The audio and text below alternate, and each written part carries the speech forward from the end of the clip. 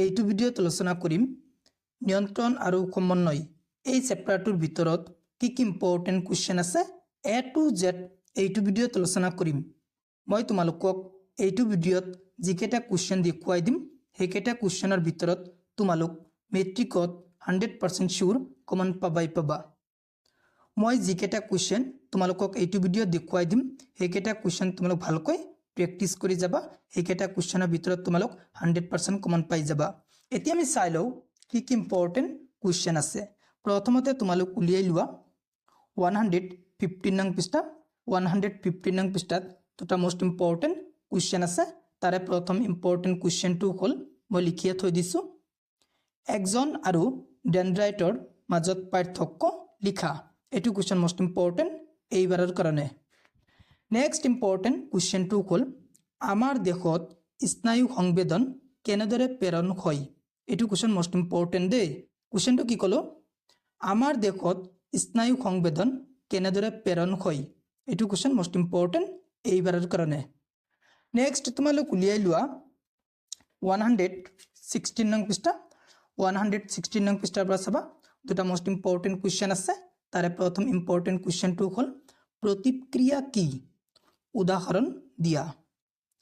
এটো question most important এইবাৰৰ কাৰণে নেক্সট ইম্পৰ্টেণ্ট কুৱেশ্যনটো হ'ল প্ৰাণীৰ প্ৰতিদ্বন্দ্বনু কিয় সৃষ্টি হৈছে এটো কুৱেশ্যন মোস্ট ইম্পৰ্টেণ্ট এইবাৰৰ কাৰণে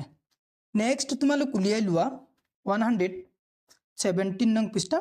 117 নং পৃষ্ঠাৰ পৰা চাবা তোমালোক দুই প্ৰকাৰৰ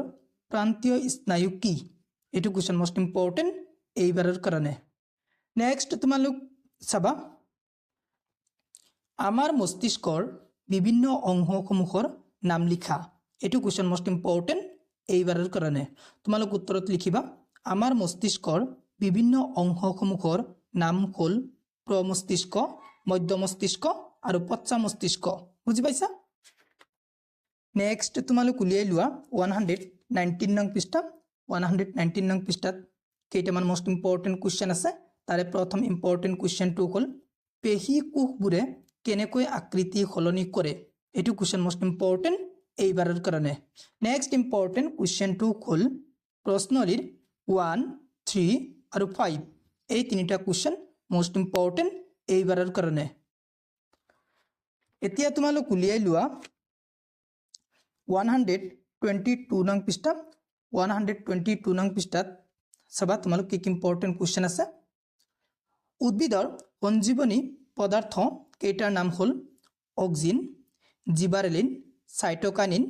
আৰু এপসাইচিছ এচিড এই চাৰিটাৰ পৰা 100% শিওৰ এটা এমসিকিউ কুৱেশ্যন আহিবই মই এমসিকিউ কুৱেশ্যন কেইটা কৈ দিও তোমালোক শুনিবা দে অক্সিন ইয়াৰ পৰা এমসিকিউ কুৱেশ্যনটো আহিব কোষৰ আকাৰ ডাঙৰ আৰু দীঘল হোৱাত সহায় কৰা সঞ্জীৱনী পদাৰ্থবিধৰ নাম হ'ল চাৰিটা অপচন থাকিব তেতিয়া তোমালোক মনত কৰিবা কোষৰ আকাৰ ডাঙৰ আৰু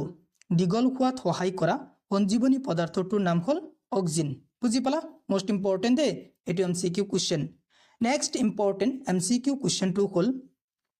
কাণ্ডৰ বৃদ্ধি হোৱাত সহায় কৰা সঞ্জীৱনী পদাৰ্থটোৰ নাম কি চাৰিটা অপচন থাকিব তেতিয়া তোমালোক মনত কৰিবা কাণ্ডৰ বৃদ্ধি হোৱাত সহায় কৰা সঞ্জীৱনী পদাৰ্থটোৰ নাম হ'ল জিবাৰেলিন বুজি পালে নেক্সট ইম্পৰ্টেণ্ট এমসিকিউ কুৱেশ্যনটো হ'ল কোষ বিভাজনত সহায় কৰা সঞ্জীৱনী পদাৰ্থটোৰ নাম কি চাৰিটা অপচন থাকিব তেতিয়া তোমালোক মনত কৰিবা কোষ বিভাজনত সহায় কৰা সঞ্জীৱনী পদাৰ্থটোৰ নাম হ'ব সাইটোকাইনিন নেক্সট ইম্পৰ্টেণ্ট এমসিকিউ কুৱেশ্যনটো হ'ল উদ্ভিদৰ বৃদ্ধিত বাধা দিয়া সঞ্জীৱনী পদাৰ্থটোৰ নাম হ'ল চাৰিটা অপচন থাকিব তেতিয়া তোমালোক মনত কৰিবা উদ্ভিদৰ বৃদ্ধিত বাধা দিয়া সঞ্জীৱনী পদাৰ্থটোৰ নাম হ'ল এপসাইচিছ এচিড বুজি পালা নেক্সট ইম্পৰ্টেণ্ট এমসিকিউ কুৱেশ্যনটো হ'ল তলৰ কোনটো সঞ্জীৱনী পদাৰ্থৰ প্ৰভাৱতে গছৰ পাত সৰি পৰে চাৰিটা অপচন থাকিব তেতিয়া তোমালোক মনত কৰিবা গছৰ পাত সৰি পৰে কোনটো সঞ্জীৱনী পদাৰ্থৰ প্ৰভাৱত এপসাইচিছ এচিড বুজি পালা তোমালোক ভালকৈ চাবা দে অক্সিন জিবাৰেলিন সাইটোকাইনিন আৰু এপসাইচিছ এচিড এই কেইটাৰ পৰা মই যি কেইটা এমসিকিউ কুৱেশ্যন কলো সেই এমসিকিউ কুৱেশ্যনৰ পৰা এটা 100% শিওৰ আহিবই নেক্সট তোমালোক চাবা প্ৰশ্নলীৰ 1 3 4 আৰু 5 একেটা কোৱেশ্চন মোস্ট ইম্পৰ্টেন্ট নেক্সট তোমালোক উলিয়াই লোৱা 123 নং পৃষ্ঠা এড্ৰিনেলিন হৰমন ইয়াৰ কাৰ্যটো আহিব তোমালোকক কোৱেশ্চনটো এনেকৈ দিব এড্ৰিনেলিন হৰমনৰ কাৰ্য উল্লেখ কৰা এনেকৈ কোৱেশ্চন দিব তোমালোক ভালকৈ চাবা এড্ৰিনেলিন হৰমনৰ কাৰ্য কি নেক্সট তোমালোক উলিয়াই লোৱা 124 নং পৃষ্ঠা ইয়াৰ পৰা চাবা তোমালোক কোৱেশ্চনটো দিব থাইৰয়েড গ্ৰন্থিয়ে কোনটো হৰমন নিঃসৰণ কৰে এটো কোৱেশ্চন মোস্ট ইম্পৰ্টেন্ট তোমালোক উত্তৰত লিখিবা থাইৰয়েড গ্ৰন্থিয়ে থাইৰক্সিন হৰমন নিঃসৰণ কৰে বুজি পালা নেক্সট তোমালোক চাবা আমাৰ খাদ্যত কিহৰ পৰিমাণ কমি গলে মানে কোনটো বা কিহৰ পৰিমাণ কমি গলে গৰল ৰোগ হয় তেতিয়া তোমালোক মনত কৰিবা আমাৰ বডিৰ ভিতৰত বা আমাৰ খাদ্যত যদি আয়োডিনৰ পৰিমাণটো কমি যায় তেনেহলে আমাৰ কি হ'ব গৰল ৰোগ হোৱাৰ সম্ভাৱনা আছে বুজি পালা এটো কোৱেশ্চন মোস্ট ইম্পৰ্টেন্ট এইবাৰৰ কাৰণে নেক্সট তোমালোক চাবা কৈশোৰ কালত লৰাৰ দেহত টেস্টোস্টেৰন আৰু ছোৱালীৰ দেহত এষ্ট্ৰজেন হৰমনটো নিঃসৰণ হয় এই দুটা তোমালোক মনত কৰিবা দে ইয়াৰ পৰা এমসিকিউ কোৱেশ্চন দিব কোৱেশ্চনটো এনেকৈ দিব কৈশোৰ কালত লৰাৰ দেহত আৰু ছোৱালীৰ দেহত কি হৰমন নিঃসৰণ হয় তেতিয়া তোমালোক মনত কৰিবা কৈশোৰ কালত লৰাৰ দেহত টেস্টোস্টেৰন আৰু ছোৱালীৰ দেহত এষ্ট্ৰজেন হৰমন নিঃসৰণ হয় এই দুটা আৰু এক্সট্ৰাকৈ বুজাব নালাগে টেস্টোস্টেৰন আৰু এষ্ট্ৰজেন কি যদি বুজাব লাগে মোক কমেন্ট কৰি কবা মই এক্সট্ৰা ভিডিও এটা বনাই আপলোড কৰি দিম নেক্সট চাবা অগ্নাশয় গ্ৰন্থিয়ে কোনটো হৰমন নিঃসৰণ কৰে এটো কোৱেশ্চন মোস্ট ইম্পৰ্টেন্ট এইবাৰৰ কাৰণে তোমালোক উত্তৰত লিখিবা অগ্নাশয় গ্ৰন্থিয়ে ইনসুলিন হৰমন নিঃসৰণ কৰে বুজি পালা নেক্সট তোমালোক উলিয়াই লোৱা 125 নং পৃষ্ঠা ইয়াৰ পৰা চাবা তোমালোক